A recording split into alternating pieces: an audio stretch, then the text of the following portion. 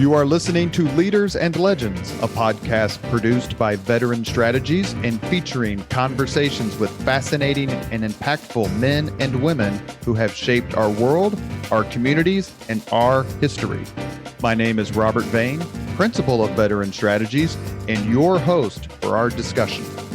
You are listening to Leaders and Legends, a podcast presented by Veteran Strategies, a local veteran public relations enterprise, and sponsored by Girl Scouts of Central Indiana, Garmon Construction, Leaders and Legends LLC, the Grand Hall and Conference Center at Historic Union Station, the McGinley's Golden Ace Inn, and McAllister Machinery, your friendly neighborhood Caterpillar dealer.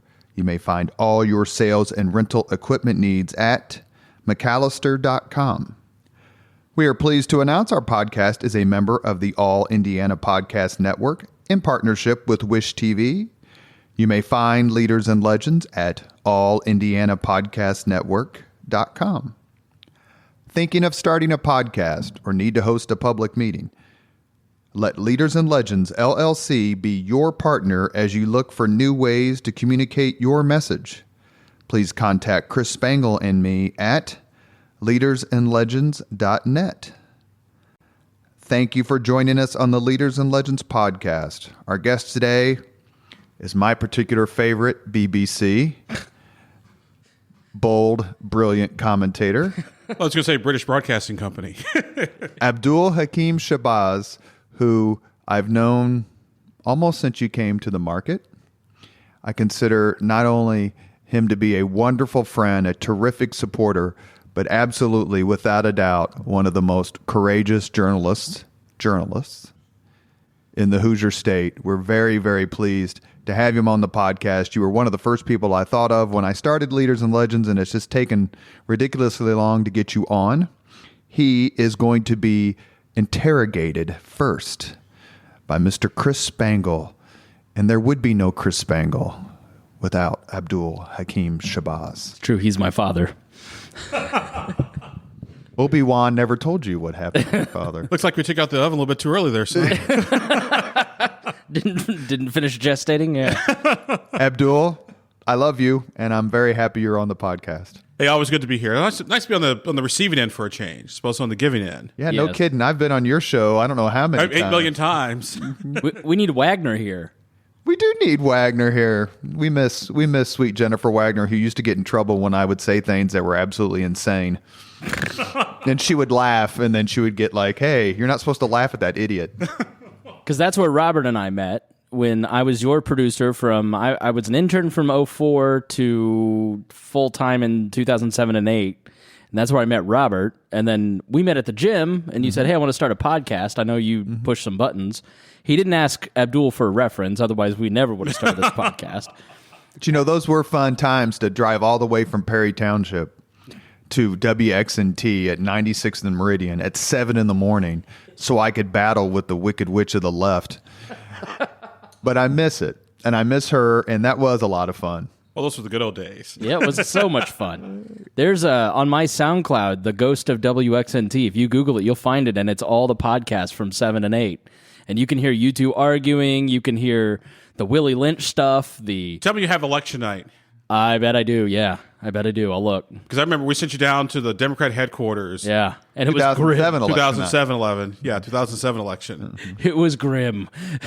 I just remember, and then Chris, I'll turn it over to you and you can take it away. But I remember that the first time I ever really made Abdul laugh was when it was probably 2007. It'd have to be post 2006. When Abdul asked a question about Mitch Daniels in the General Assembly, Governor Daniels, and my reply was, if Pat Bauer says no anymore, he could have been my prom date. I remember that. And you got in big trouble. I got in a little bit of... I put it this way. I was applauded for my creativity. Go ahead, Chris. You know, I've known you since you got here in 2004 as your intern. That was my first internship, and you had started in September. I started in December, and you didn't know a lot about the town. And you've turned into the dean of Indiana journalists. verified by a court.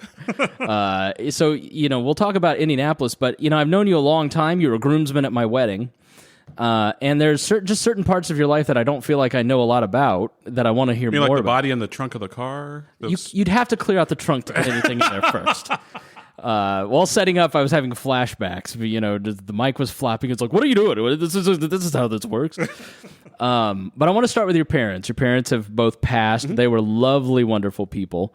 I just want to hear about how you grew up. You have great brothers. You have a great family. Some of them are here. But just talk about your parents and where you grew up and what they instilled in you. Well, I was the oldest male child. So that, like they say, the order that you're born, kind of has some bearing on your personality and how you're raised in the whole 9 yards. Both my parents were previously married. My dad had 5 daughters. My mom had 2 daughters. Then they got together and had 5 sons. So people would ask, are you guys either good Catholics or oversexed Protestants? Or there was no cable. No, there's no cable back in the early 80s either. So not much to do. You guys on a television or something? But luckily, my sisters all live with their other custodial parents. So my dad still lives with their mom. My sisters live with their father. Otherwise, you have like 12 children in a house and basically 1.5 bathrooms, which is not good for. No, I saw this movie with the, what is it, Cheaper by the Dozen? Yeah. Right. Yeah, his, hers, and ours, so to speak. Yeah. So I was the oldest male. So my job was basically to make sure everybody's homework was done, make sure the house was clean, because both my parents worked. So I'm kind of in charge and running the show. So I couldn't go out and get in trouble like my younger brothers did. I saved all my stuff for college, right? Which is what you're supposed to do in the first place. I grew up on the south side of Chicago in the late 70s, early 80s. We lived from 1972 to 1986. Then we moved to Europe and Germany for a while. But went to college preparatory high school. So we had to take a test to get in. So I was smart and a genius back then. Right. Back then, too. I actually started school at 3 years old, believe it or not. Really? Yes. I wouldn't know that, but I figured you'd tell me. Exactly. Yeah, so no, sharp kid. My growing up was basically middle class, black growing up. I mean, my parents were Islamic, so we didn't necessarily eat pork or bacon. I kind of, threw a monkey wrench in the show around Christmas time. Happy Ramadan, by the way. Right, thank you. Still doing that. Yeah. No alcohol for 15 days, so... Started April 1st, done May 1st, so down 7 pounds. You don't do Ramadan like you do it like Lent Ramadan. You don't do it. I do the Abdul version of Ramadan. Right, not the like. I grew up with Muslim classmates, and they couldn't eat from sunup to sundown. And then I met you, and you're like, well, I just don't drink alcohol. Yeah, just give alcohol for 30 days. So, like, is your faith like important to you? Like, how did it inform you the Muslim tradition? I'm not really practicing. I mean, do I believe in God? No. Yes. Am I living proof of His genius? Yes. Every time there's thunder, you run to the window. Go take a bow. Yeah, exactly. Hey, you still got the jokes. I've got the liners. You're going to hear that liner again in a couple of weeks, by the way. So, I mean, I'm not a fanatic about it because I don't believe in, blowing up school buses or... Good. Or women have to wear burqas, that sort of thing. Right. So, I take religion in a stride. It's like, okay, God just wants you to be nice and say please and thank you. And don't be a jerk. Right. So how did you end up in Germany? Was your dad in the military? My dad was in the military when we were younger. Then he got out, and then he went back in as a civilian because he rejoined back in 84. Right. Then he had an assignment to go to either Europe or California. And he and my mom were like, no, let's take the boys to Europe. They're getting exposure, different part of the world, different part of the country, and it's all on the government dime. So yeah, I spent my first couple years of college and actually in Munich, Germany. Okay. Did you cause any trouble in Munich? Invade any beer halls? Try any pushs? Actually, Munich is where I went to television for the first time. Really? Because when I was in high school, I was a computer science engineering major because that's what I wanted to do. And then when I was sitting in Calculus 2 class, and the teachers write a lecture on the board, I'm like, I can't do this anymore. I'm bored out of my friggin' mind. So I remember calling my dad like, hey, Dad, I can't do this anymore. It's like, well, son, it's okay to change your major, but remember, you got 4 younger brothers, and we got a timetable. Yeah. So whatever you're gonna do it and get out the way and get it done. So I went down to what was called MCTV, Munich Campus Television, which is like the old video camcorder with the VHS tape and the edit bays and the whole 9 yards. And so I'm watching their show, and it was like Saturday Night Live. I was like, this is stupid. This is crap. And my buddy, who was the executive producer at the time, like, think you could do better? I could do better asleep. Like, hey, well, come by tomorrow and audition. Like, okay, fine. So I came by the next day and auditioned. So they gave me a script to read. And looked at it, I was like, this is stupid. No wonder nobody goes, this is crap. Like, do you think you can do better? Yeah. So I wrote 5 minutes worth of stuff, and then after I read it, they're like, so you want your own show or what? So they gave me my own show. It was called Up Abdul's Alley.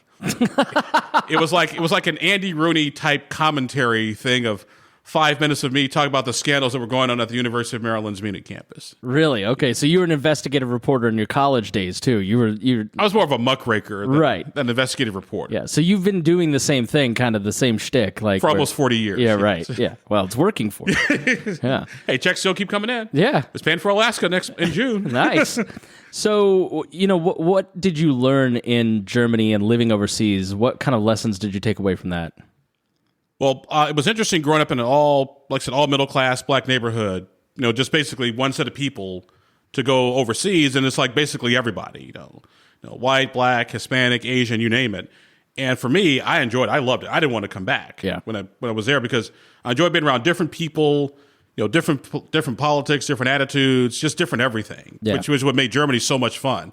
Now, when I came back to America, I did kiss the ground. Why? Because I was like happy to be back in America. Because the first thing I did was go into a 7-Eleven and the guy didn't speak English. So I was like, thank you, God, I'm home. As opposed to German? This is wonderful.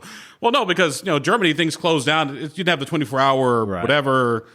And so when we came back to America, it was like 24-hour grocery store, cable, television on 24 hours a day. It's like, oh my God, I'm back home. Yeah. Even though I still miss Europe from time to time. Cosmopolitan, we might call it. Yes. Not the magazine. No. So let's talk about your dad. I mean, just tell us a little bit about your dad and what are one or two things that you take away from him that you learned the most from? The one thing I learned from my father was, son, don't be afraid to talk to people. Particularly whenever I would get like a job opportunity, the first one I always call was my dad. Like, hey, Dad, these folks call blah, blah, blah. He's like, son, you got nothing to lose from sitting down and talking to people. And so that I always did. So whether it was WXNT, WJBC Radio in Bloomington, WMBD Television in Peoria, or St. Louis University Law School, my dad always said, son, don't be afraid to talk to people. And at least hear them out and hear what they have to say. Yeah. And the other thing my dad always told me was, son, never let your arrogance exceed your intelligence. Well, how do you think you're doing at that? I think I'm doing pretty darn good. I bet you do. I'm told I'm condescending. That means I talk down to people from time to time. I was your intern, and I know. So what about your mom? I mean, tell us a little bit about her and what you learned from her. The one thing I learned from my mom, which I'll never forget, is that God never puts more pressure on you than you can handle. And so that became abundantly clear when I took the bar exam. Because I think I may have told you the story like a long time ago, but for the audience that doesn't know, I'm also a lawyer, believe it or not, so please forgive me. Went to law school part-time at St. Louis University, so it was basically a 100-mile-an-hour drive one way from Springfield to St. Louis for like 3-4 nights a week for 3.5 years. But I got my law degree, all that taken care of. And so when I took the bar exam, I took it in Chicago. So it was a 2-day test, 6 hours, both days. One day was all essay. The day was all multiple choice. And so I remember coming home, so my dad so son, how'd you do? It's like, well, I could have passed, I could have failed. Because you have no idea how you did. And so the day the bar exam results came out, we got on my computer at work at the Attorney General's office. Like, okay, let's see where my number is. Because the way they did back then, they gave you a 4-digit number. If you saw your 4-digit number on the screen, you passed. If you didn't see the 4-digit number, we'll see you to take the test the next go around. Yeah. So I was looking for my number. Like, it's funny, I don't see my number here. So I hit refresh. And I didn't see my number. So I hit Control-Alt-Delete. I couldn't have failed. And I didn't see the number. So I turned my computer off, unplugged it, plugged it back in, and turned it back on. Like, where blank is my number here? I don't see it. Like, holy crap, I didn't pass the bar exam. I'm like, wow. So I was just in shock because I knew it was a possibility. But it's like, okay, no more pressure than you can handle. Got your law degree, got your master's degree, you got a job. So it's not like you're counting on some lawyer job somewhere to get ahead. You're still fine. And then about 3 weeks later, saw a story in the Chicago Tribune that said there was a mistake on the multi-state portion of the bar exam. Well, no, I'm getting ahead of myself. When you pass the bar exam, they just send you a letter saying you passed. Right. When you fail the bar exam, they send you like a packet. And they told me I missed the bar exam by like 5 points. Now in Illinois, if you miss by 4 points or less, you get an automatic regrade because that's within 1% of a 400 point scale. And I needed 265 to pass, which was like 63%. So I had 259. So I missed it literally by 5 points. But now fast forward, 3 weeks later, they say, hey, there's a mistake on the multi-state part. And the question that we told people they got wrong, they actually got right. And so now everybody's starting to freak out because you got people who've been sworn in, who started jobs, who aren't really lawyers anymore, Other people missed it by a point. It was just a mess. It was about to be a disaster nationwide. So the first thing I was going to do is go find a lawyer and go sue until I got the results that I wanted. I was going to go down to St. Clair County, which is just on the east side of St. Louis, which is a very plaintiff-friendly county. It's the most plaintiff-friendly county in the whole state of Illinois. Always looking for the loophole. Exactly. And so I was like, hey, I'm going to go find me a St. Clair County lawyer. I'm going to sue till I get my results, damn it, because I bust my ass for this damn thing. It's $65,000 worth of student loan. Yeah.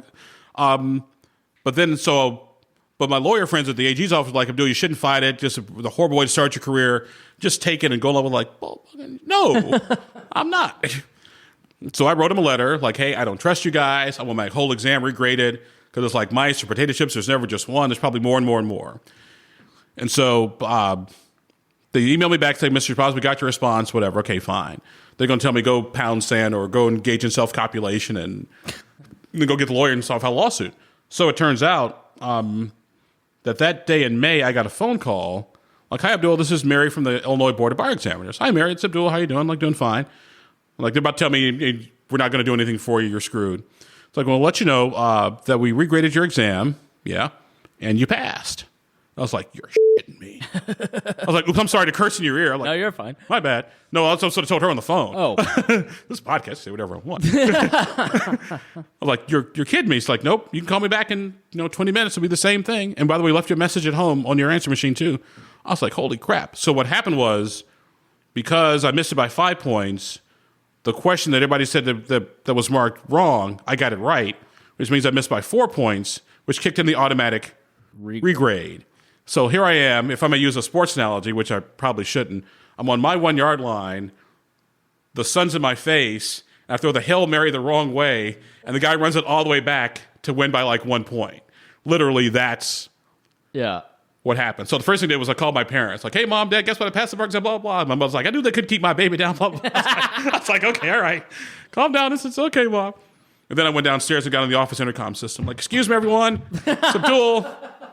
Because we had like a big open foyer, like just like in the Emmis building, but so people can actually come out on the balconies and see what's going on. Like, just want everybody know in this building that I passed the bar exam. They messed up. They made the mistake. Thank you very much. I'm taking the rest of the day off. Well, we're in your childhood. Where do you think that confidence or arrogance or whatever, where does it come from? Is it an act? Is it a choice? Where does the swagger come from? From hard work. Yeah. I can talk crap because I work my butt off. Yeah. That's why when I came to Indianapolis, I started going to every meeting humanly possible, because that's how you're going to learn what the issues are, who the newsmakers are, who are people you can talk to, who you can trust. That's why, like I said, the first week of the legislature, I was there like till literally every day. Yeah. And so if you work hard, I always wouldn't firmly believe you can't talk smack unless you can back it up. Yeah. And I can back it up. And by the way, I called my best friend from law school and told her what happened. She was like, Abdul, this is why you shouldn't be so damn arrogant all the time. Maybe this will teach you some humility. I was like, bullshit. I was right the first time, and they were wrong. She just scratched her head and just hung up the phone. Like, call me later. Like, okay, we'll do. That's funny. So you go to college. I mean, what did you want to do when you grew up? And then what did you go to college for? I know you got a lot of different degrees. I mean, actually, I wanted to be a teacher, really? Believe it or not. Okay. I wanted to be a math and science teacher because I had really good teachers in high school and elementary school. But then I changed gears and went to television and radio and did that junior, senior year. And then I became a reporter at WJBC Radio in Bloomington, Illinois, just 140 miles, literally up I-74. Did that for a couple years. Then I went to graduate school, got my master's in government. Then went for a radio station in Springfield, being the political reporter. Then after doing that for a couple years, went to work for the Illinois Attorney General. Then I went to law school. Then my boss ran for governor. He got fired. He lost, so we all got fired. Lost to Rod Blagojevich, which I think you were there. Yes, I was there then. And you did not like to talk about Mr. Ryan. No. You did not like me to bring it up. No, that was a sore spot. Then I just remember, because I think you were still producing the morning show at the time. Yeah. And I had an interview with one of the Fox News reporters. It was something in Chicago. It was like, what was it? It was like some workers that barricaded themselves in some union building or whatever, won more money or whatever.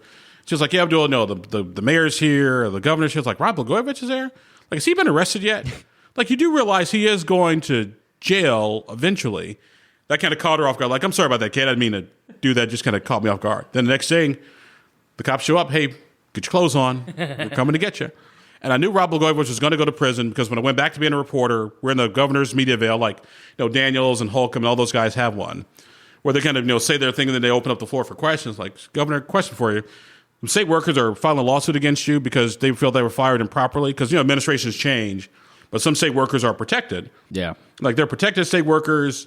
So how did you fire them? Because they filed a lawsuit and I think they got a case.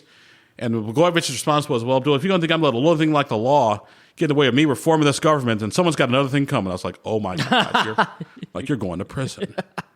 Yeah, you came to Indianapolis fully formed in 2004, and you were an odd choice for a conservative talk station, and still are. And I say that because, the typical, especially in 2004, it was Glenn Beck had just started, Sean Hannity had just started, you had Neil Bortz, you had Rush, obviously, and it was more propaganda. Like, here's how the left is screwing things up. But you take such a different tact, and it's something that's caused me agita because I was got my start with you. The libertarians are like, well, we just should have no government. I'm like, it's not that simple. And they're like, he's a witch, and and you're like, one day you will understand. And I just had Andy Horning on my podcast, and he's like, you get it now? I was like, yes. But when you showed up in Indianapolis, I mean, what was the percentage of working in government, working at the attorney general's level, working as a lawyer, being a lawyer, working as a journalist that kind of gives you this different view on how talk radio ought to be done? Well, I always approach talk radio differently because, in my opinion, anybody can say the word liberal. Like, see those darn liberals, blah, blah, like, oh my God, like, I have to hear this like 8 million times a day because it was just conservative talk radio and Air America just, went off the air. And so I was like, I'm not going to do talk radio that way. I'm going to, number one, you can listen to the national stuff all day long. Like I said, Neil Bortz, Glenn Beck, Sean Hannity, to a lesser degree, Tom Likas and all the rest of those guys. It was all conservative radio all the time. Like, okay, what do we do differently that those guys aren't doing? And what are we doing differently that IBC, which was our competition at the time, isn't doing either? I mean, they had, the morning news, but it was basically a news wheel. They had 7 minutes of actual content, and we tuned in one day, and, like, Pidge was talking about knitting. And so if you're a hardcore, you had 32 minutes, so what are you going to fill that with? Yeah. And one day, Jeff and I, we ran into each other at Nikki Blaine's. We're having cocktails, just kind of getting to know each other.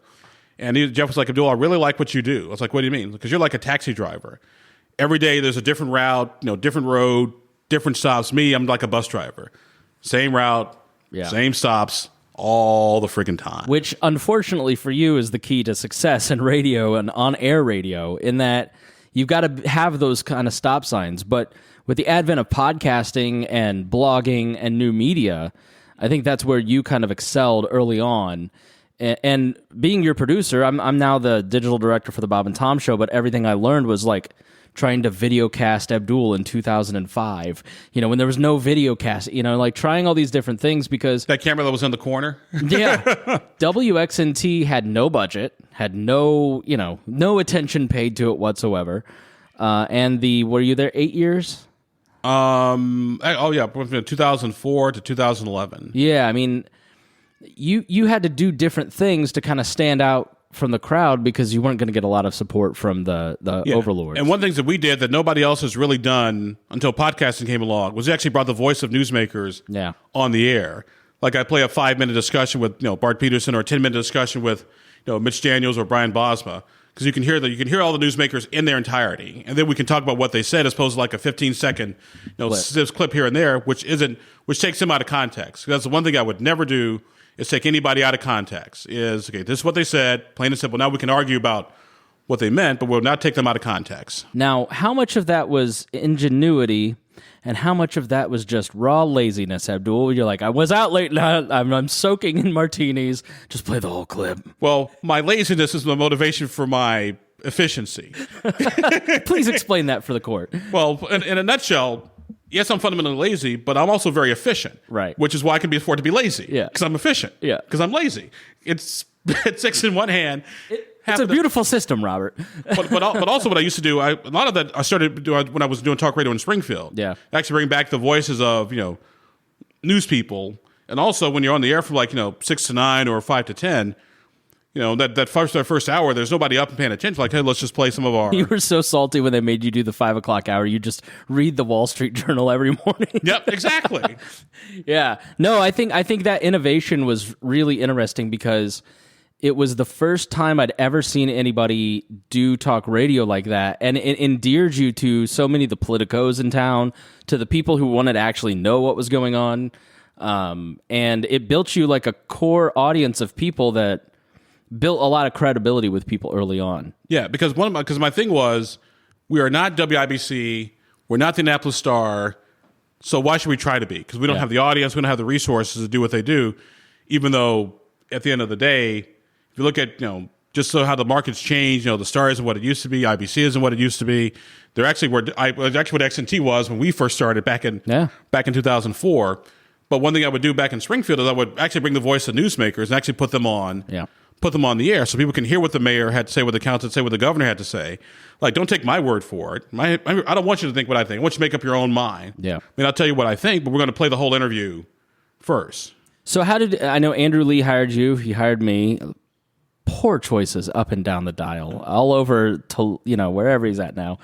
But how did you end up in Indianapolis, and what made you? Did you want to move to Indiana? By sheer accident. This is our second tour of duty here. Does your license plate say Indiana or Illinois? We'll get to that because I want to hear about. Actually, on the new car, it is Indiana plates. But how did you decide to come to Indianapolis? How did you get the job here at XNT? It was kind of a weird circle. My boss at the radio station I was at in Springfield, WMAY, went to a radio station in Florida where our old boss Andrew Lee used to work. Yeah. And Andrew Lee came up here to WXNT in Indianapolis. And so they were looking for a morning show host. And so Andrew asked my old boss, TJ Hart, like, hey, do you know anybody who might be interested in doing a talk radio here in Indianapolis? Like, well, I got a guy back in Springfield who might be what you want. And so Andrew called me like, hi, Abdul, this is Andrew Lee from WXNT Radio in Indianapolis. Like, XNT, what the hell is XNT? I have no idea what that is. Let me go to the internet. Oh, my God, this is a crappy website. What? Hi, Andrew. What can I do for you? It's like, well, we're looking for a morning show host. Heard some good things about you. He'd send us a couple audition tapes. Let's send him a couple audition tapes, and it came down to me and a guy from Detroit who was tired of the Detroit rat race, was looking to kind of slow down a bit. And so I ended up getting the job, and it was kind of funny because I was dating somebody at the time, like, hey, I'm going to go over to Indianapolis, do this for a couple years, go back, and then go become prosecutor, county prosecutor, then governor, then president. I have my own. Is that why you kept the residence in Illinois? In part, yeah. Okay, what's the other parts? I want to hear all of it. No more evasion. I've had 15 years of evasion out of you on this. Part of the reason why I kept it was I wasn't planning to stay here for long. Right. It just, then I met the lovely Mrs. Shabazz. That kind of changed everything. Yeah. Well, I was like, if I'm going to be here for a couple of years, why go all the grief and hassle of change everything? I'm just going to go back in a couple of years. But the girl I was dating, about a year here, we broke up. So it's like, okay, well, I'll just keep the house in Illinois for a while. Then we'll just do that till we finally decide to do what we're going to do. And then when I got my new car, I was like, let's just go ahead and do it. So you finally relented. Yeah. You're now a Hoosier. I'm an adopted Hoosier. See, you'll never claim it. So you got to remember, for most of my life, Hoosier is not a term of endearment. Right. No, I know. Yeah. It isn't even too much here. But let's get into the glory years of WXNT. Starting around 2006, 2007, you have a tumultuous period with Bart Peterson. You have a lot of crime. The crime was spiking a lot then. You had the charter school wars. You had daylight savings time. You had IPS and Eugene White. You had, just the building of the stadium and Lucas Oil Stadium. And then you had the victory of Mayor Ballard. And no matter what anybody listening to this program wants to think, I was there. Greg Ballard had you and 2 staffers until the last 2 weeks of that campaign. And to this day, he's incredibly friendly to me, which is really sweet of him. Well, actually, here's a little secret I never told anybody, but I'm going to tell you on this program today. I was never on the mayor's payroll, so that's right. So none of that. But the mayor's campaign manager and his campaign assistant, they were in my apartment, which literally used to be down the street from where we are recording the podcast today. And they were like, if we need a slogan or something, I was like, easy, had enough. Yeah. Had enough of high crime, had enough of high taxes, had enough of this, had enough of that. And then they took it and ran with it. And then the art signs started popping up, had enough. Yeah. So I had enough. I won't mention her name. But no, she had nothing to do with it. I know. But those years were incredibly fun to do talk radio. I mean, what is it like when you've got all these local issues and the world kind of cares about? They don't necessarily care about local issues. How did you try to cover this stuff to get people into? Easy. I just told people, hey, this is why I cover local government. Number one, you hear the national stuff all day long, from 9 o'clock in the morning until midnight. You can hear all the national issues here on WXNT. There was nobody talking about local stuff. And I've always been a firm believer that local government is the government that can reach to your pocket the fastest because it's the government that's closest to you. Yeah. Because where does half your property tax budget go? It goes to schools, police, fire, roads, sewer. And so I made sure our niche was to cover the local stuff. Then the national stuff we do every once in a while with a Fox News contributor or a guest, that sort of thing. But for the most part, we just kept it local. Yeah. I mean, is there that level of things happening on the local level, or was I just so much more aware of it back then because I was your producer? There's so much stuff going on the local level. Like, for example, we got Marion County Democrats fighting each other. Ooh. Kay Sweeney Bell, who's running for county clerk right now, is in a contest with Billy Breaux, a former senator. And Senator Kay Sweeney Bell's white, Billy Breaux's black, and then there's a racial element to it. Because a lot of the black Marion County Democrats are mad at the white Democrats because the white Democrats wouldn't allow some blacks to run for, public office. Yeah. So we got that whole fight and battle going on back and forth. In Senate District 46 right now, which is what you're in, the slated candidate, Kristen Jones, may have actually been breaking the law because she was a campaign treasurer for a couple campaigns. And the law says you can't be a treasurer if you're a candidate. Yeah, so how do you, I mean, you had such a great home base with that morning show, and obviously you're still on WIBC, and you've got indiepolitics.org. Let's talk about the politicians, right? Because you get along with everybody. But do you see a big difference between this generation of politics? It's like somebody hit the accelerator in 2007 and never let up. Like, you came up fighting with the Tony Duncans and the, a lot of who's the Monroe Gray, some of those guys, a lot of them have moved on and have retired. Actually, Monroe Gray thinks I'm a hero now. Really? Yep. The longer you stick around, but I mean, why is that? What evolution of politicians have you seen in terms of local government? They're not as, when I look at the council as a whole, when I look at the people who would used to do the budget, like Jackie Needis, Mayor Moriarty Adams, Brian Vaughn, a couple other people, there was a really good, sharp brain trust of people who could put a budget together, who could understand a budget, wouldn't let the mayor necessarily snowball them. Now, that just isn't there anymore because, like I said, Mary passed away, Jackie Needis left, Joanne Sanders left, and so that brain trust, which, by the way, I thought were all women, which I thought was also interesting. Yeah. That would put the budget together. On the Democratic side, they're just not there anymore. And I think the Democrats, at least here in Marion County, have kind of lost their farm team, so to speak. Because usually, somebody would run for trustee or township board, and you kind of groom them to take over the positions that they would do later on. But I would say the one thing that I would never forget was Stephen Clay, who became council president through a coup with council Republicans. And I tried to kind of warn my Republican friends, what are you doing getting behind Stephen Clay? It was like, we have problems with Maggie. Like, you do realize that Stephen Clay has some issues. Some big issues, don't you? But they're like, no, that it was just an accusation. Oh, my. Okay. When you know so much and they don't listen to you, like, how do you react to that kind of stuff? I told you so. Right. That sounds like I was right. Yep, I know. So I'm gonna turn it over to Robert to ask about the 2007 campaign, because I think that was kind of where I remember being an intern. I was like, you got to go to this hobnob. You're like, what's that? And very quickly you kind of came up to speed. But by the time you hit 2007, you really kind of came into your own as a local reporter, a local journalist, and a voice to listen to. And I think Robert might know some of the ins and outs of that better than I. But talk about Greg Ballard and I'll never forget. What did you think was going to happen in that campaign? Well, Greg Ballard and I met each other when we would do like this New Century Publishing like book show thing. Dave Caswell was the guy's name.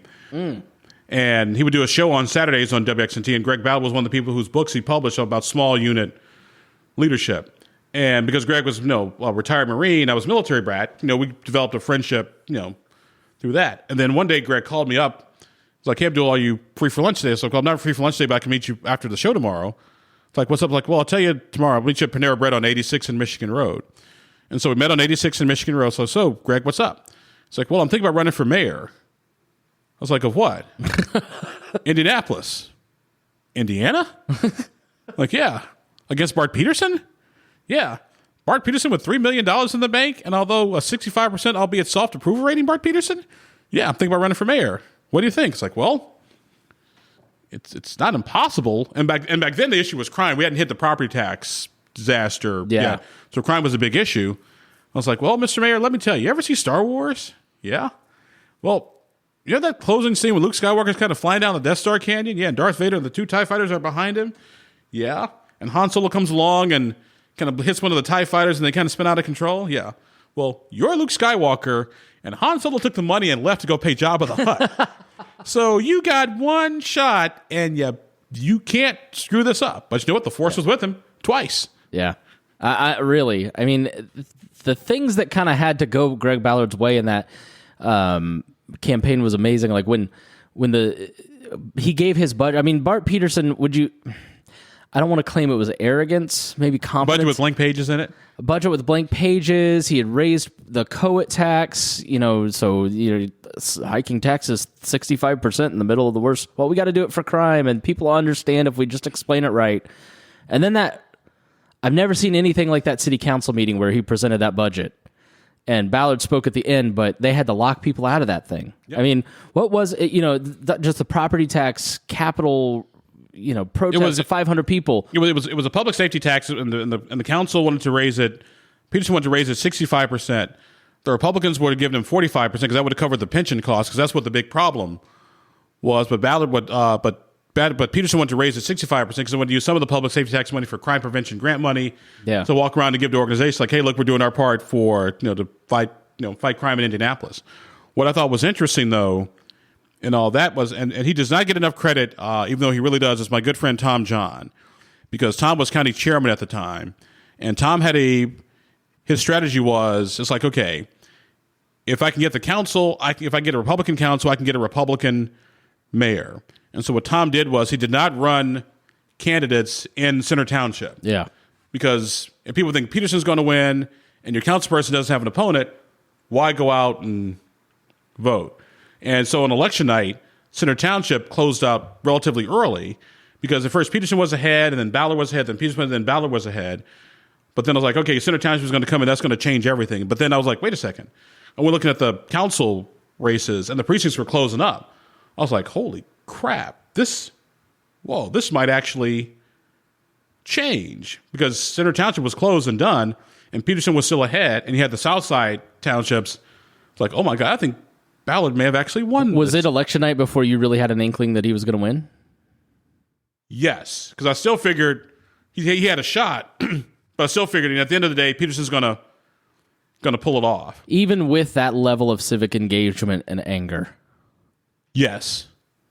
But the Peterson people, but the African American vote that Peterson would count on to deliver him from Republicans didn't come through. And so that's what I was expecting Peterson to have just enough to pull him through, but it didn't happen. And so I was like, holy crap, we got a new mayor. Yeah. It was this, before we go into the Ballard administration with Robert here, the Indy Undercover stuff, was this before or after Ballard got elected? It was before Ballard got elected, but it happened and it stayed him for a couple months after he got elected. Can you just briefly explain what that was? Because that was a bright and shining moment of you almost getting arrested. Indy Undercover was a weblog, basically supported law enforcement, public safety. It was invented during the public safety crisis of 2006, 2007. Not to be confused with the public safety crisis of 2018, 2019, 2020, 2021, and 2022. Yeah, exactly. And it was just people would send Undercover stuff like, hey, this is going on here, and Undercover would write about it, and it would just, the blog post would just, the traffic would just go through the roof. Now, Indy Undercover almost got arrested because they published the name of a police informant that the cops wanted to charge with criminal recklessness. And that was a big issue because they tracked it to my computer, which I helped Indy Undercover even though I wasn't Indy Undercover. Would you like to go under oath under that? Sure. All right. You were not Joe Friday. No. Okay. Not by myself, at least. And by the way, there was a Joe Friday billboard on Kentucky Avenue. That's right. I forgot. Yeah. Somebody put a Joe Friday billboard on Kentucky Avenue. I was like, holy crap, wow, this is like a big thing. Was that the first time you were threatened with arrest for being a journalist? Yes. Okay. That was the first time. And then it all kind of went by the wayside. So I wrote on my web blog, Indiana Bears at the time, hey, the cops were just at my door. They're about to try to arrest me. And so then once out in the open, you can't really do it anymore. But I was really hoping to go before the grand jury and just like come out and do like my Hillary Clinton when she went before the grand jury. Like, we had tea and crumpets. They were very nice people. Yeah. Why do you think that you don't get the credit you deserve as a journalist? What is it about you that the Indiana Press Corps or Attorney General? Because I can do whatever I want. Okay. Why? What makes you different than them? Because I can do whatever I want. I'm my own boss. Mm-hmm. And they have editors and publishers they have to answer to, and I don't. And I can also take stories and write about them in the cheat sheet because we'll all hear the same rumors and same gossip and innuendo, except my establishment friends in the press corps can't really do anything with it because they don't have confirmation. Meanwhile, I can write about it, call it gossip and rumor, and pay for vacations. All right, Robert? You are listening to Leaders and Legends, a podcast presented by Veteran Strategies, a local veteran public relations enterprise, and sponsored by Girl Scouts of Central Indiana, Garmong Construction, Leaders and Legends LLC, the Grand Hall and Conference Center at Historic Union Station, the McGinley's Golden Ace Inn, and McAllister Machinery, your friendly neighborhood Caterpillar dealer. Our guest on the Leaders and Legends podcast is Abdul-Hakim Shabazz. Guest host you've just heard is Mr. Chris Spangle, engineer for the podcast, and quite frankly, without him, there would be no Leaders and Legends podcast. So, Chris, I'm very grateful to you, as always. Abdul, is there a particular Hoosier leader or legend you admire most? Yes. At the state level, it's Mitch Daniels. Because Mitch Daniels also kind of came into politics at the same time, so to speak, because he got elected in 2004. That's when I kind of started in 2004. So we both kind of got our start about the same time. And what I liked about Mitch Daniels was his straightforwardness. He was like, hey, you know what? And when Daniels did his first State of the State address, I knew he was smarter. He knew he was the smartest guy in the room because he wanted to cut the size and scope of government. But he knew that there's no way the legislature is going to do it because that's all their friends and buddies that have come to the ranks. And so what did Daniels do? He said, you know what? I'm going to ask for a 1 penny income tax surcharge for those making over $100,000 a year to help get our budget under control. And he knew there's no way lawmakers would have gone for that. So what they had to do, they had to cut the budget instead. Like that, my friend, that's somebody playing three-dimensional chess when the other guy's playing Connect 4. Yeah. And so just that, and sort of just like I said, whether it was a toll road, whether it was like, kind of reforming, state government. Now, did Daniels have some failures? Yeah, like the lottery he wanted to privatize. That didn't happen. He wanted to do the commerce connector, like the second ring of 465. That didn't necessarily work. But over 8 years, I thought Indiana was in a much better place afterwards, after Daniels left, than when he came in office. He's so often talked about on this podcast he's always that answer to that question. What is it about Mitch Daniels that makes him a change agent where he can go into a higher institution, conservatives say, oh, institutions are dead, let's create our own, where he goes in and reforms it, or comes into Indiana government and says, we're going to take you on. Like, what is it about his personality that you saw that makes him that change agent? Well, I think in a nutshell, there are two types of people in Indiana, and it's a different mindset. There are people who live here but have lived somewhere else and came back, and people who have lived here and never left. And there's a different mindset than the people who've gone away for a while versus people who've been here all their entire lives and never have gone anywhere. If you're not from here or you live somewhere else, you bring a different perspective, to Indiana. Or I suppose if you live here, I don't see what the problem is. Why do we need to change our clocks? Our clocks are just fine. When it comes to the people you've covered in your study, because I know you like history and political history a lot as well, has anyone more outperformed expectations than Greg Ballard in his 8 years as mayor? I would say no, because Greg Ballard was not he was not a politician. He was just a regular guy who said, guess what? I had enough. Yeah. and decided to go ahead and run for mayor and won. Now, granted, it was basically a whole bunch of ducks in a row and striking at the right place at the right time, because you guys know as well about politics is also timing. Yeah. More than anything else. And so I got to give Greg Ballard credit, because Greg Ballard was smart enough to know what he did know, but he brought in really sharp, smart people, like Chris Cotterill, like, Ryan Vaughn, like Jason Dudich, like Paul Okus and his chiefs of staff to basically run the show. And he got people like, Dave Sherman. Yeah. To take care of, DPW, because the roads were, crappy. And so people like that, Ballard brought in to make the city run, because that's all people want to do. I want the city to run on time. Brought in like Troy Riggs as public safety director, and I know people didn't like him, but I was kind of liked Frank Straub, because hey, we're going to professionalize, our police force. Yeah. But then again, I didn't have the same relationship with Straub as you did. Well, because Straub didn't lie to you repeatedly. Imagine that.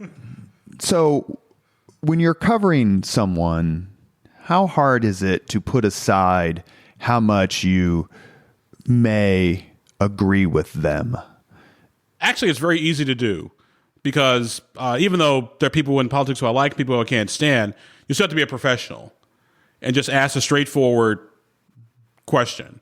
Like, Governor Daniels, what about blah, blah, blah, blah, blah. Mayor Ballard, what about X, Y, Z? Even though I like you personally, we still got a job to do. Yeah. And one thing I've always been a firm believer in doing, and I learned this back in Illinois, was developing personal relationships with elected officials. Yeah.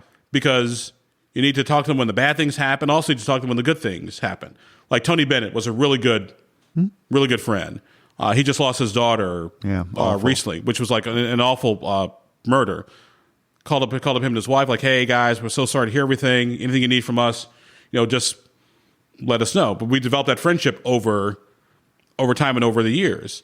And like I said, even like some of the council Democrats who, say, 10 years ago, wouldn't necessarily get along, but I said in politics, no permanent friends or permanent enemies, just permanent interests. Yeah. Well, there's something about, and I've seen it with Robert and kind of, doing this podcast, and I have it with some of my old college Republican friends when I was the head of the Libertarian Party, it's like, Mark Warner. Now you sort of like have respect for each other because you know what they went through, they know what you went through. Like you grew up, and the older you get, you sort of recognize other guys' scars and go, you put yourself in their shoes a little bit. I'm sure that when you first got here, it was a little hot and people were calling you Willie Lynch and all that stuff. But because when I first got here, me and Jennifer Wagner couldn't stand each other. Now we're like brother and sister. All right. Is it more fun? I think it's pretty. I mean, obviously, I think we're biased on the podcast, and that's okay, in the sense that there are very few, if anyone, who can articulate his own philosophy better than Mitch Daniels. He's just an incredibly polished speaker, a very deep thinker. So that's A. Is it more fun to cover A, or is it more fun to cover my former boss, Greg Ballard, who is a little more prone to saying things that haven't necessarily been vetted? It's like, here's the answer to your question. It's like asking your question, which is your favorite child? You love them all equally, but for different reasons. I like Mitch Daniels because Mitch Daniels is, such a polished individual. But that's all the same reason why I like Greg Ballard, because he's not. Yeah. But they're genuine as to who they actually are. Unlike, say, the Attorney General who wants to be, the next, Donald Trump or whatever, and so is doing things to kind of be like Donald Trump. Like, you're not Donald Trump. It's like, it's because characters like, because whenever somebody says, I don't want to be the next Barack Obama or the next Donald Trump, like, no, you won't, because you can't. Because Donald Trump and Barack Obama are such unique personalities in American politics that there's not going to be another one of those guys for like 150 years. They weren't trying to be anybody. Right. They were just being themselves. Yeah. So here's the thought. Just be your friggin' self. So we've had Mitch Daniels on the podcast twice. And the second time we discussed his 8 years as governor. First time was more about his earlier career. I said to him on the podcast, I would like your opinion on this, that the two most remarkable political results or performances of my lifetime are Mitch Daniels winning Marion County in 2008 by 50,000 votes when Barack Obama won it by, I think, 125,000 votes. 3 years later, Greg Ballard then wins re-election. Those two results to me are almost unfathomable in some ways. Would you put those two results up there on your list, or do you have another one that you think is even more remarkable?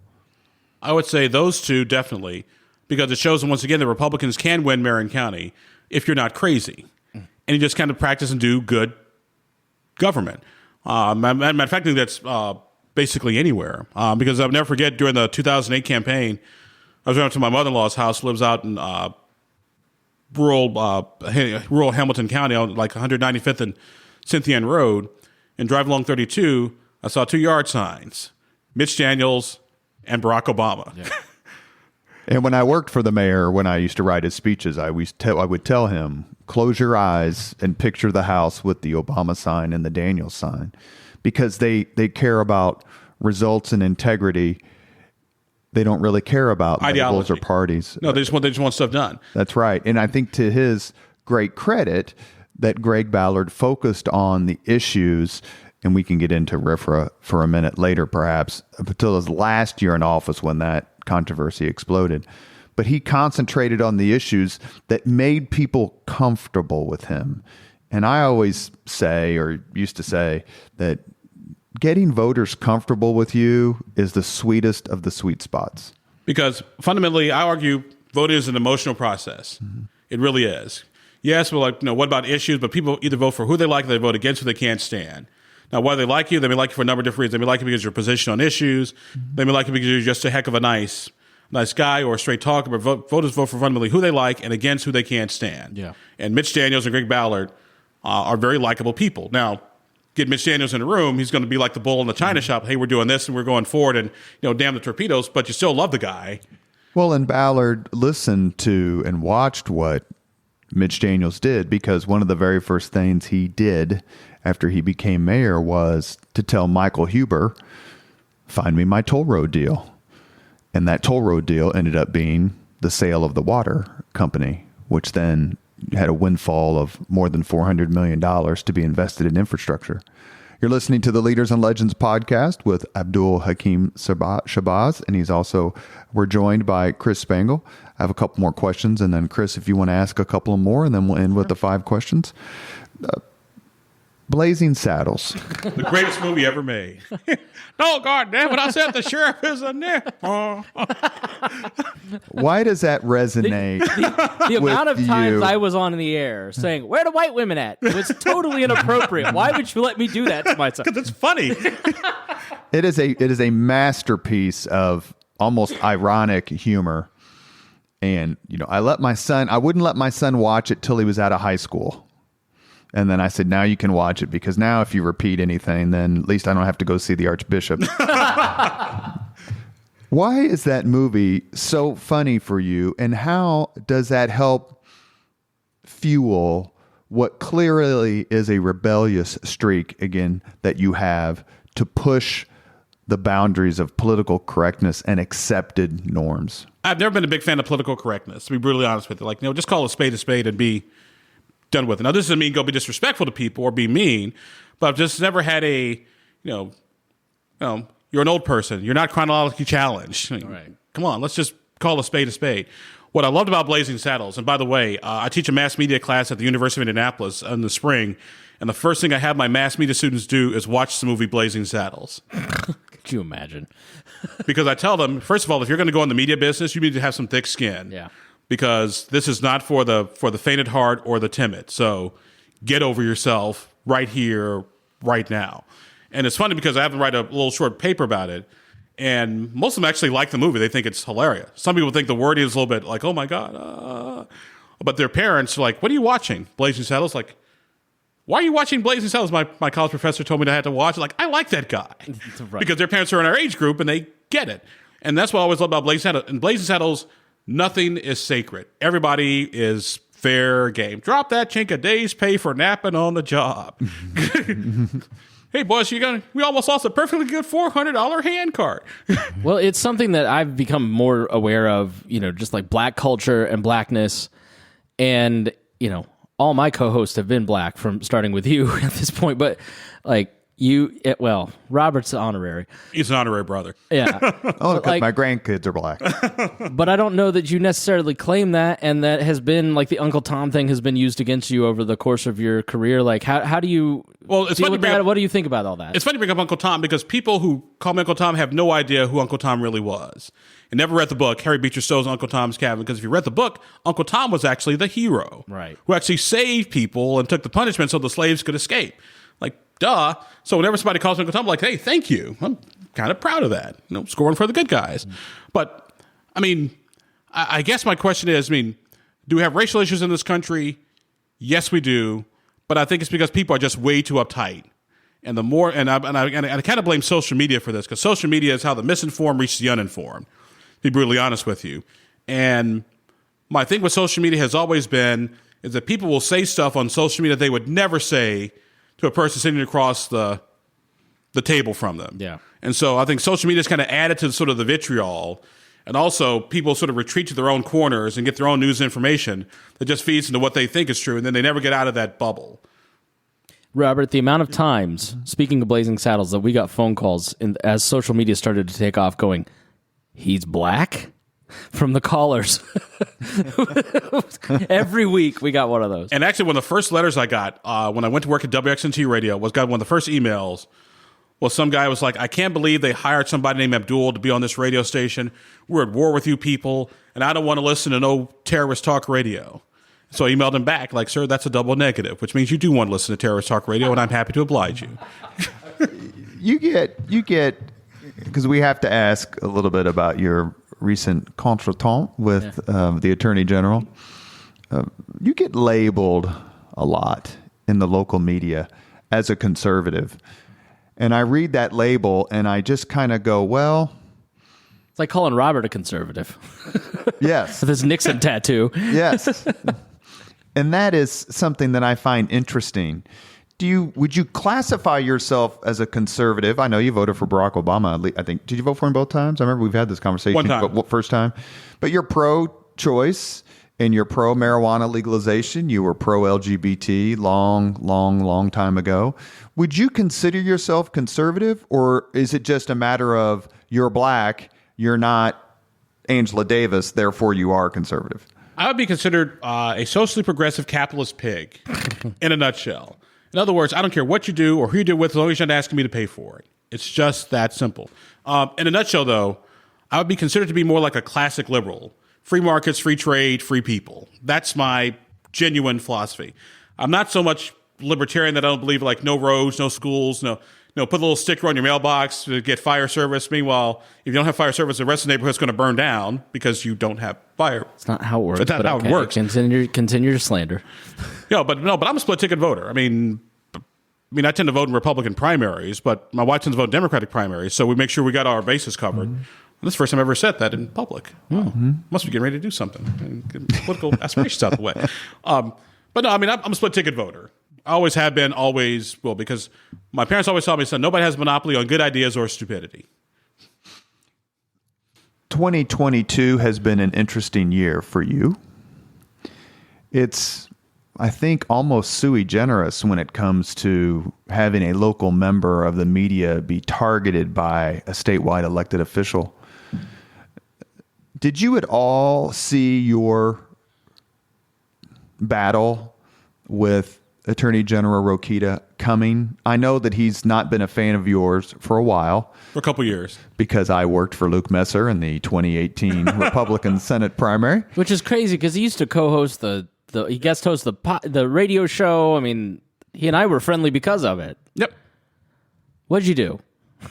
Well, no, I think it goes back to the U.S. Senate race back in 2018, and I think what the problem was that Messer's people were all from Indiana. It was like you, it was Jennifer Hallwell, it was Megan. It was people who've been friends of mine for years who I already knew, whereas Rokita didn't really have anybody from Indiana. He had a guy from like West Virginia and some other places, and I just didn't know him. And so they were like, Abdul's in the Messer camp. Like, no, I'm not in the Messer camp. I'm not in anybody's camp. I just know the Messer people pretty well because they're all been friends of mine, for years. It's just that simple. And so when Rokita dropped out of the U.S. Senate debate, hosted by the Debate Commission, saying he didn't want the debate should only be held by conservatives and not liberal college professors, liberal talk show hosts. Like, who the hell is he talking about? He's not talking about. I'm a liberal in the classic sense of the word, but as far as defund the police, no. Public assistance, no. Not school choice, yeah. So that was interesting, and then it just kind of deteriorated from there until I tried to put his news conference. I was banned, and then I had to go get my good buddies at the ACLU to take care of that. Do you think in some ways that he was looking for not a foil, because that would be disrespectful to you, but someone to basically pick a fight with? I mean, he seems to be, I know him, I can't say that we're close in any way, shape, or form, but he's won more races than he's lost, and that's just a demonstrable fact. Do you get the sense that he's looking for fights, that he goes out of his way, especially with the news media? I mean, I remember having lunch with a couple of reporters. This is in the 2016 primary season. And I basically said, a Republican candidate loses no votes in the primary if he went up on the stage and said, every newspaper headquarters should be burnt down. Every single TV station is against us. They're all liberals. That would not in any way hurt him. And the response I got to that was like, you're kidding me. And I was like, who's leading the Republican primary in 2016? And so it appears that the Attorney General is taking a page out of that playbook, because the Republican primary electorate, which comprises obviously a vast majority here in Indiana, wants that. How much of it do you think is real, and how much do you think is contrived? I think most of it is contrived. I think Rokita is a smart political creature. If I want to get ahead and do well in Indiana, I need to adopt the Donald Trump playbook as much as humanly possible. Now, I don't think that necessarily works because, frankly, I think he's a dick. Can I say that? Yes, you can. Okay. Sorry about that. No. I'll mark it. Okay, But sweet. he said he's a dick. Yeah. Just making sure you heard me. He's a dick. But Eric Holcomb hasn't adopted that playbook, and he's won twice. I mean, I'm not disputing your thesis, but he's not popular on Twitter. I think it's obvious. See, here's the thing. Here's the thing about Rokita, in my personal opinion.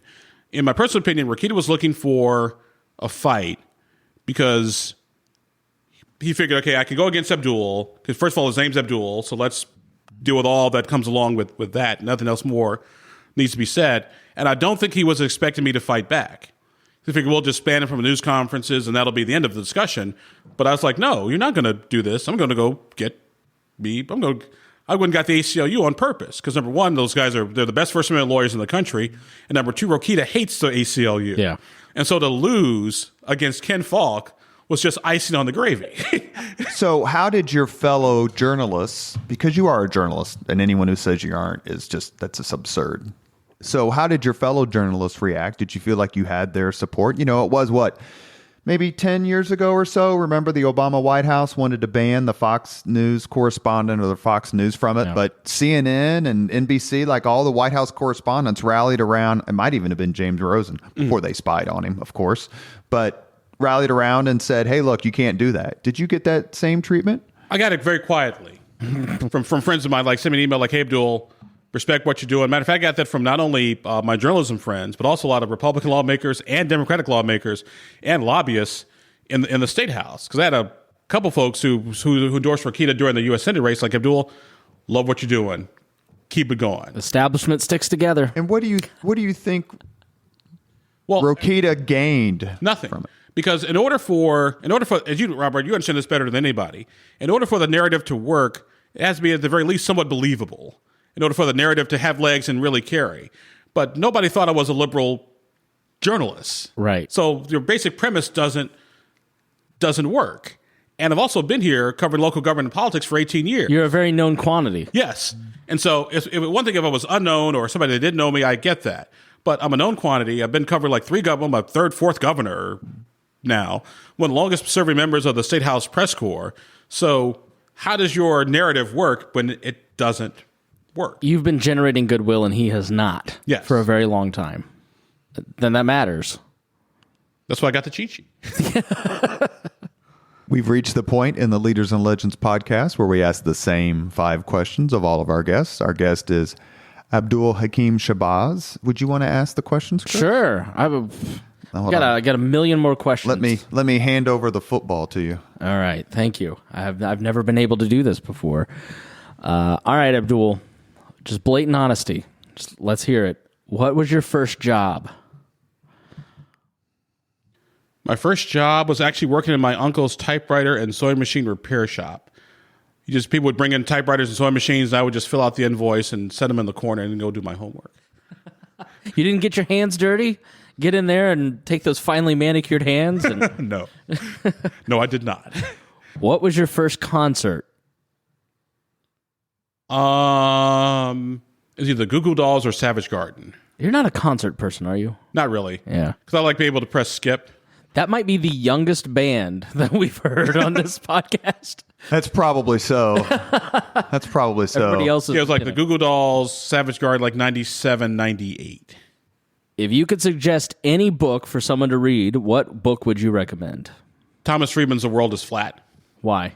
Because it shows how our economy is changing. And it's no longer, in kids in Indiana, a kid in Indianapolis no longer competing with a kid from Brazil, Indiana. You're competing with a kid from Brazil, literally.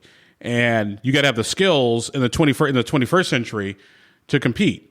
Because the perfect example I like to use is 100 years ago, when my grandfather worked in a factory, his job was to take those boxes over there and move those boxes over there.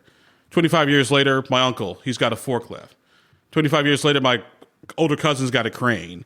25 years later, my younger cousin is basically sitting in a room with a computer, pushing buttons and moving boxes in warehouses all over the country. And so that's why I say, and this is my opinion on immigration, like it's not illegal immigrants who are taking your jobs, it's automation that's taking your job. So you got to have the skills to deal with the automation. That's why I say Thomas Friedman's The World is Flat. That was, I believe, Greg Ballard's book as well. He is a big fan of that book. If you could witness any event in history, be there in person as it happens, which event would you choose? That's a good question. Any event in history. This is going to sound really weird. I would want to go be there for the last few days of Jesus Christ, just to see the politics behind it. Not so much the story of the crucifixion and the resurrection, but I've always found in religion, people tend to forget the politics of what was going on at the time. Yeah. And so they don't have a full perspective of everything. Because my wife, who's very devout Baptist, as I am not, we have these discussions all the time, because Jesus said, love your enemies as you would yourself. Well, the reason he said love your enemies is because the enemies could kill you, because they're Romans with swords and sticks. So you can't beat them, so you may as well like them. So you want to meet Caiaphas. hang out with the chief priest. Actually, be Herod, actually. So you want to party then? You are the Christ, the great Jesus Christ. If you want to do politics, don't you want to meet Pontius Pilate? Yeah. Hey, what's say? Love like Jesus, but wash your hands like Pilate. We just watched the Passion of the Christ. Lots of politics in that movie. You should check it out. I saw that. That was enough for me. I'm more of a Jesus Christ superstar kind of person. If you could have dinner with anyone living today, 2 hours off the record just to chat, whom would you choose? Actually, I would choose Donald Trump to ask you, Mr. Trump, what the hell is your goddamn problem? No, seriously, because we know you do things to because you're smart, you're a businessman, and to say you're not a politician, you are, because you don't build buildings in New York City and Chicago without knowing how to play politics. So let's just be honest. All the kidding aside, all the airs aside, let's just figure out who Donald Trump actually really, really is.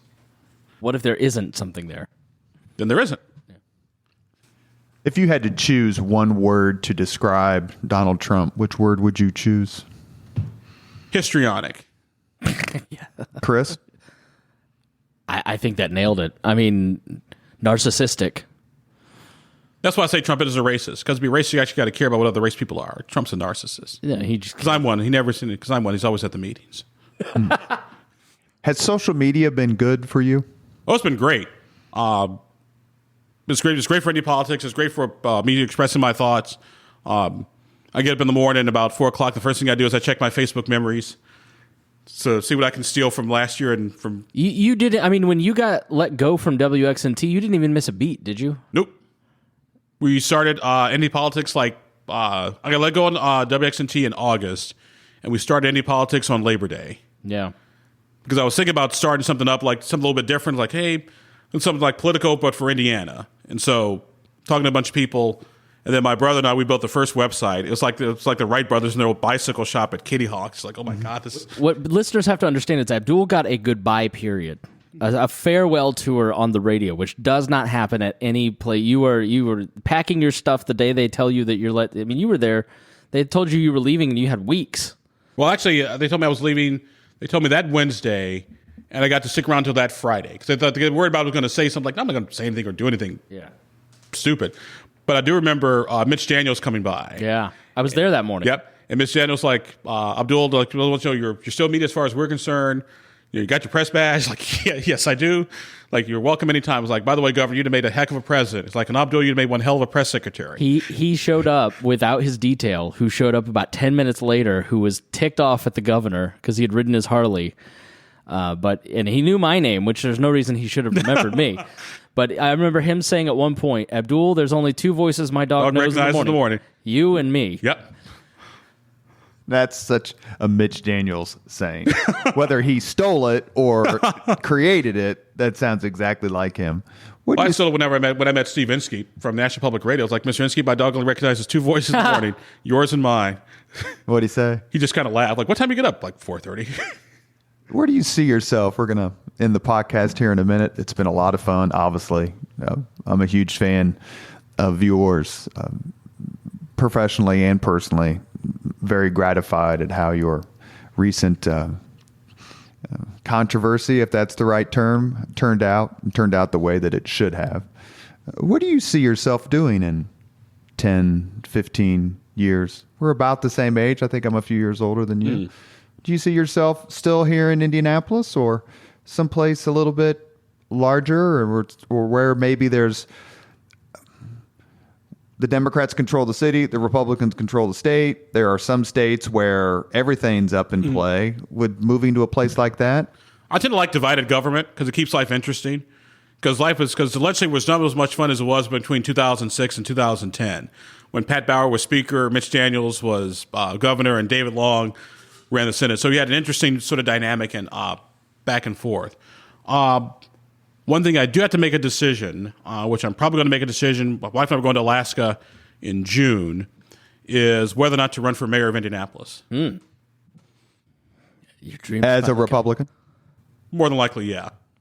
So I got to make that decision. I'll make it when I come back from Alaska. Would the Democrats let you run as a Democrat? I can run as whatever I want. I know. That's the beauty of it. Why would you want to do that? Why would you want to give up a nice life with Mrs. Shabazz, a good media career, teaching? I mean, there's so many things we didn't get to in the last hour. Because I think what Indianapolis is missing right now is, this is going to sound really weird, is hope. Is that people feel the city's on the wrong path. Crime is out of control, potholes. And I understand there's only so much a mayor can actually do. But the mayor should also be a cheerleader for the city. It should make people feel good about, where you live, where you work, where your kids go to school. And I think the city has lost under Joe Hogshead, who I like Joe personally. I think the city has lost hope. And it really needs that hope restored back, because once people feel good about the place, a lot of other things tend to fall into place as well. Because when I'm on, say, I-69, because I got to go to Huntington tomorrow to give a Lincoln Day speech, I'd rather see all the cars coming back into the city than going out of the city. The comments on that Huntington speech post are hilarious, too, by the way. I totally agree. I read Gary Kasparov's book, Winter is Coming, and he talked a lot about Reagan's vision. And I started on Reagan at Reykjavik. The Ken Edelman book. It's terrific. Just the moral clarity of Reagan and how the power of hope and the power of actually believing in this stuff. I mean, where do you see the Republicans going? Because they seem to be going down that Rakita path, and that kind of, we're not surprised by it with the talk radio callers that we dealt with for so many years, but they've seemed to have seized that, and cynicism runs wild. Well, that's why I think, once again, it's social media. It's sort of that you get all your news from one place, because liberals won't watch Fox and conservatives won't watch MSNBC. I say watch all three. That way you get a full picture of what exactly is going on. Now, as far as the evening programs, that's a whole different ball of wax, whether it's Rachel Maddow or Laura Ingraham or Don Lemon. That's not news. That's basically opinion dressed up as news. But I'm talking about the news stuff. I watch all three because it gives me a full view of what's going on. I also read the Wall Street Journal. I read the Atlantic. But how would you overcome that as a politician? that cynicism, especially within the Republican Party. But one politician at a time. Yeah. It's like how do you eat an elephant? One bite at a time. Yeah. You have been listening to the Leaders and Legends podcast. It's presented by Veteran Strategies, a local veteran public relations enterprise, and sponsored by Girl Scouts of Central Indiana, Garmon Construction, Leaders and Legends LLC, the Grand Hall and Conference Center at Historic Union Station, the McGinley's Golden Ace Inn, and McAllister Machinery, your friendly neighborhood Caterpillar dealer. Our guest on the podcast has been Abdul-Hakim Shabazz. Love you. Hey, gentlemen, my pleasure. It's always great to see you, my friend. Thank you, Chris, for co-hosting. Obviously, you brought a lot to the podcast with your friendship with Abdul, stretching back from the womb, basically. Yeah, we didn't even get to your adopted son, your teaching career. He's fine. Teaching's good. Yeah.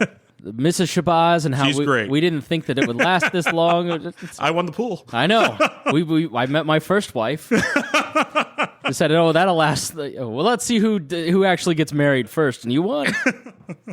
Thank you very much for listening. Hey, thanks, Robert. Great, Chris. Appreciate being here. Thank you very much for listening to Leaders and Legends, brought to you by Veteran Strategies Incorporated. If you want to contact us about this program or our menu of public relations services, please send us an email at robert@veteranstrategies.com. That's robert@veteranstrategies.com.